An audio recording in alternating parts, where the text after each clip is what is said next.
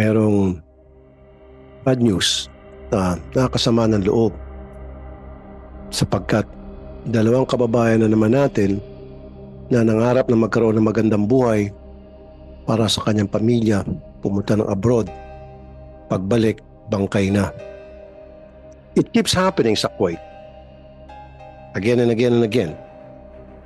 Julie B. Ralara, Reolyn Saison, Jeline Arguzon, Jenny Sanchez Alvarado, Daphne Nocaloban, Nakalaban, I'm sorry.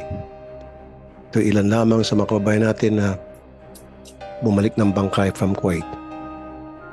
And that was years ago, yung mga nabanggit ko. Ngayon, may bago na naman. Tuloy-tuloy.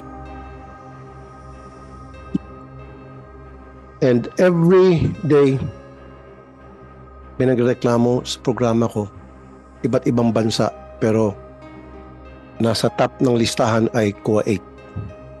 Nag-average ang programa ko Wanted sa radyo up to 150 complaints from OFWs sa Kuwait. Of course, nais kong pasalamatan ang DMW, ang OWA, dahil kapag nilalapit ko sa kanila, agad-agad napapauwi naman, which is thank you.